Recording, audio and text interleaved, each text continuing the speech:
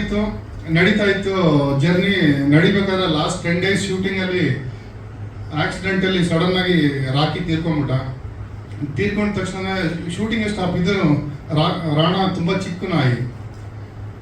ಅವನು ಆ ಸೈಜಿಗೆ ಬರೋವರೆಗೂ ವೇಟ್ ಮಾಡಿದ್ವಿ ನಾವು. ಸಿನಿಮಾ ಲೇಟ್ ಆಗಕ್ಕೆ ರೀಸನ್ ಏನಾದ್ರು ಇದ್ರೆ ಅದೇ, ನಾವು ಅಷ್ಟು ದಪ್ಪ ಆಗೋವರೆಗೂ ಕಾಯ್ದು ಲಾಸ್ಟ್ ಕ್ಲೈಮ್ಯಾಕ್ಸ್ ಶೂಟ್ ಮಾಡಿದ್ದೆ ಇವನ್ನ ಇಟ್ಕೊಂಡು. ಆಕ್ಸಿಡೆಂಟ್ ಟ್ರೈನರ್ ವಾಕಿಂಗ್ ಕರ್ಕೊಂಡು ಹೋಗ್ಬೇಕಂದ್ರೆ ಸುಮ್ಮನಹಳ್ಳಿ ಬ್ರಿಡ್ಜ್ ಹತ್ರ ಆಕ್ಸಿಡೆಂಟ್ ಆಗೋಯ್ತಂತೆ. ಸ್ಕೂಲು ವ್ಯಾನು ರಿವರ್ಸ್ ತೆಗಿಬೇಕಾದ್ರೆ ಬಿದ್ದುಬಿಟ್ಟಿದೆ. ಕೇಸೆಲ್ಲ ಆಗಿತ್ತು, ನಾನೇ ಕಂಪ್ಲೇಂಟ್ ಎಲ್ಲ ಮಾಡಿಸಿದ್ದೆ ಸ್ಟೇಷನಲ್ಲಿ. ಆಮೇಲೆ ಏನಾಯಿತು, ಅವರು ಕಾಂಟ್ಯಾಕ್ಟಲ್ಲಿ ಇರಲಿಲ್ಲ. ಆಮೇಲೆ ಇವನು ದೊಡ್ಡವನಾಗೋವರೆಗೂ ವೇಟ್ ಮಾಡಿ, ಅದಕ್ಕೆ ನಾವು 2 ವರ್ಷ ಲೇಟ್ ಆಗೋಯ್ತು ಸಿನಿಮಾ. ಅದು ಆ್ಯಕ್ಚುಲಿ ಜನಕ್ಕೆ ಅನ್ಕೊಂಡಿದ್ರೆ ಯಾಕೆ ಇಷ್ಟು ಲೇಟು ಅವ್ರಿಗೇನೂ ಗೊತ್ತಿಲ್ಲ ರೀಸನ್. ನಾವೆಲ್ಲೂ ಡಿಸ್ಕ್ಲೋಸ್ ಮಾಡಿರಲಿಲ್ಲ, ಯಾರಿಗೂ ಹೇಳಿರಲಿಲ್ಲ. ರೀಸನ್ ಏನಂದರೆ ಏನಂತ ಹೇಳ್ತೀರಿ, ನಾಯಿ ಸತ್ತೋಯ್ತು ಅಂತ ಸುಮ್ಮನೆ ಸೆಂಟಿಮೆಂಟ್ ಇಟ್ಕೊಂಡು ಏನೋ ಮಾಡೋಕ್ಕಾಗಲ್ಲ. ಸೊ ಹಂಗಾಗಿ ವೇಟ್ ಮಾಡಿ ಸುಮಾರು 1 ವರ್ಷ ವೇಟ್ ಮಾಡಿದ್ವಿ ಸರ್. 1 ವರ್ಷ ವೇಟ್ ಮಾಡಿದ್ವಿ ಸರ್. ಸೊ ದೊಡ್ಡವನಾದ ಸಿನಿಮಾ ಮುಗೀತು.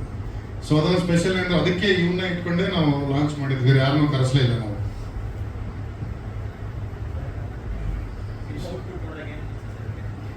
ಸೊ ಚೆನ್ನಾಗಿದೆ ಸರ್, ಎಮೋಷನಲ್ ಜರ್ನಿ. ಜನಕ್ಕೆ ಟಚ್ ಆಗುತ್ತೆ. ಯಾರು ಪ್ರಾಣಿ ಪ್ರಿಯರು ಯಾರಿದ್ದಾರೆ ನೋಡಿ, ಅವ್ರಿಗೆ ತುಂಬ ಇಷ್ಟ ಆಗುತ್ತೆ. ಆಮೇಲೆ ಇದಕ್ಕಿಂತ ಲಾಯಲ್ ಪ್ರಾಣಿ ಭೂಮಿ ಮೇಲೆ ಯಾರೂ ಇಲ್ಲ. ನಾವು ಮನುಷ್ಯರೇ ಇಲ್ಲ ಲಾಯಲ್ ಆಗಿ. ನಾವು ಹೇಳ್ಬೇಕಲ್ಲ, ಏನು ಹೇಳ್ಬೇಕಾಗಿಲ್ಲ ಅದ್ರ ಬಗ್ಗೆ. ಮನುಷ್ಯರೇ ಇಲ್ಲ ಲಾಯಲ್, ಅಷ್ಟೊಂದು ಲಾಯಲ್ ಪ್ರಾಣಿ ಅದು. ತುಂಬ ಚೆನ್ನಾಗಿದೆ, ಎಮೋಷನಲ್ ಕನೆಕ್ಟ್ ಆಗುತ್ತೆ.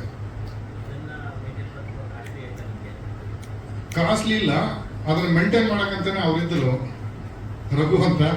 ಅವ್ರು ಮೇಂಟೈನ್ ಮಾಡ್ತಾ ಇದ್ರು. ತುಂಬ ಕಷ್ಟ, ನಾವು ಮೇಂಟೈನ್ ಮಾಡೋಕ್ಕಾಗಲ್ಲ. ಅದನ್ನ ಮೇಂಟೈನ್ ಮಾಡೋ ಸ್ಪೆಷಲಿಸ್ಟ್ಗಳಿದ್ರೆ ಮೇಂಟೈನ್ ಮಾಡೋಕ್ಕೆ ಸಾಧ್ಯ. ಅದು ಚಿಕ್ಕದದು, ಇನ್ನೂ ದೊಡ್ಡದಲ್ಲ. ಇನ್ನೊಂದು 2 ವರ್ಷ ಇರ್ಬೋದು ಅಷ್ಟೇ. ಸರ್ ಇದು sentiment movie, sentiment drama, suspense ಇದೆ, ಸೆಂಟಿಮೆಂಟ್. ಮಗು ಮತ್ತು ನಾಯಿ ಫ್ಯಾಮಿಲಿಗೆ ಅಟ್ಯಾಚ್ ಆದರೆ ಹೆಂಗಿರುತ್ತೆ ನಾಯಿ ಅಂತ ಹೇಳ್ಬಿಟ್ಟು ಪ್ರೀತಿ ವಿಶ್ವಾಸ ತೋರಿಸಿದೆ ಅಷ್ಟೇ.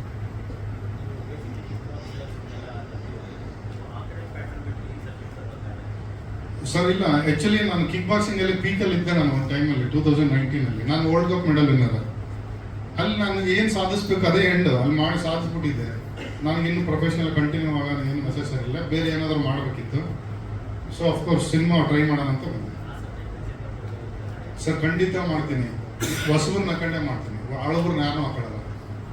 ಹೊಸಬ್ರು ಯಾರಾದರೂ ಚೆನ್ನಾಗಿ ಒಳ್ಳೆ ಫೈಟರ್ ಇದ್ದಾರೆ ನಾನು ತೋರಿಸಿ ಹೊಸಬ್ರನ್ನೇ ಹಾಕೊತೀನಿ. ನನ್ಗೆ ಲಾಸ್ ಆದೋ ಚಿಂತೆ ಇಲ್ಲ. ಕನ್ನಡ ಸಿನಿಮಾನೇ ಮಾಡ್ತೀನಿ, ಹೊಸಬ್ರನ್ನ ಹಾಕೊಂಡೇ ಮಾಡ್ತೀನಿ. ಹಳಬ್ರು ವರ್ತಿಲ್ಲ. ಆನೆಸ್ಟ್ ನಾನು ಯಾರಿಗೂ ಬೈತಿಲ್ಲ, ಯಾವ ಹೀರೋ ಏನು ಮಾತಾಡ್ತಿಲ್ಲ. ರೀಸನ್ ಏನಂದರೆ ಸರ್, ನಾಯಿ ಥರ ಮನೆ ಬಾಗಿಲು ನಾನು ಕಾದ್ಬಿಟ್ಟಿದ್ದೀನಿ ಎಲ್ಲ ದೊಡ್ಡ ಹೀರೋಗಳಿಗೆ. ಒಂದು ಟ್ರೈಲರ್ ಲಾಂಚ್ ಮಾಡಿಕೊಡಿ ಅಂತ. ಸರ್ ಯಾವನಿಗೆ ಬೇಕು ಸರ್ ಇದು? ಮಾಡೋದು ಸಿನಿಮಾ ಮಾಡಿದ್ದೀವಿ. ನೀವೇ ಯೋಚನೆ ಮಾಡಿ, ಯಾರಿಗಾದ್ರೂ ಒಬ್ಬ ದೊಡ್ಡ ಸೂಪರ್ ಸ್ಟಾರು ಸೆಲೆಬ್ರಿಟಿ ಯಾರೋ, ನಾನು ಯಾರನ್ನೂ ಹೆಸರು ಇಟ್ಟು ಇದು ಮಾಡ್ತಿಲ್ಲ, ಯಾವ ಅಭಿಮಾನಿಗಳು ಆಮೇಲೆ ನನ್ನ ಬೈಯಕ್ಕೆ ಸ್ಟಾರ್ಟ್ ಮಾಡಬೇಡಿ.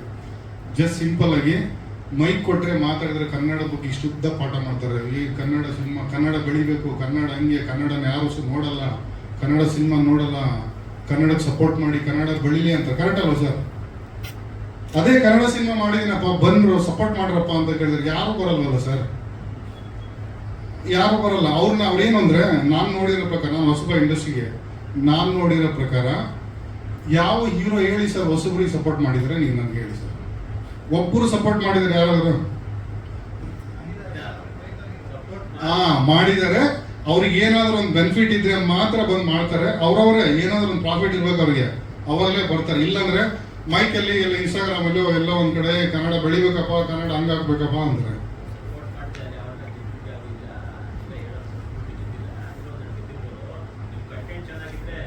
ಖಂಡಿತ ಆಗುತ್ತೆ. ಅದಕ್ಕೋಸ್ಕರ ನಾವು ನಮಗೆ ರಾಣ ನಾಯಿನೇ ಬಾಸ್, ನಾಯಿನೇ ಇಟ್ಕೊಂಡೇ ನಾವು ಸಿನಿಮಾ ಮಾಡಿದ್ದೀವಿ. ಆಮೇಲೆ ಇನ್ನೊಂದು ಏನಂದರೆ, ಲೂಸ್ ಮಾದ ಯೋಗಿ ಅವರು ನಮಗೆ ತುಂಬ ರೆಸ್ಪಾನ್ಸ್ ಮಾಡಿದ್ದಾರೆ. ಇದಕ್ಕೆ ಮುಹೂರ್ತಕ್ಕೆಲ್ಲ ಬಂದಿದ್ರು.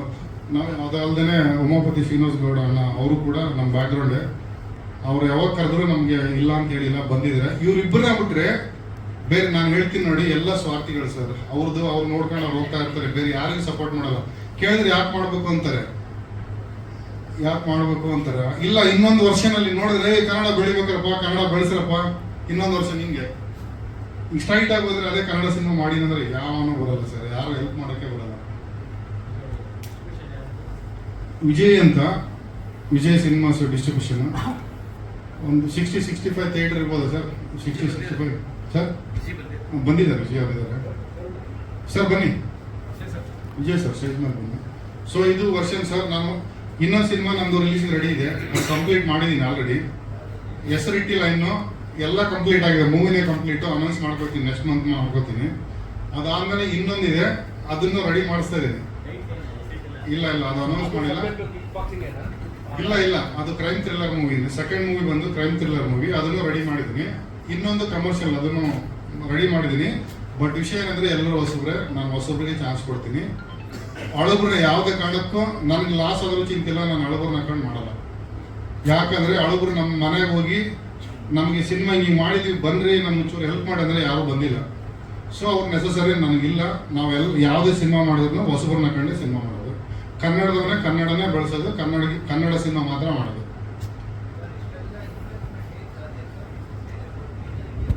ಕೇಳಿಸ್ಲಿಲ್ಲ ಸರ್. ನಾನು ರಿಯಲ್ ಎಸ್ಟೇಟ್ ಮಾಡ್ತೀನಿ, ಜೊತೆಗೆ ಅಡ್ವೊಕೇಟ್. ರಿಯಲ್ ಎಸ್ಟೇಟ್ ಮಾಡ್ತೀನಿ, ನನ್ನ ಜಿಮ್ಗಳಿದ್ದಾವೆ. ನಾನು ಫುಲ್ ಟೈಮ್ ರಿಯಲ್ ಎಸ್ಟೇಟ್ ಮಾಡ್ತೀನಿ.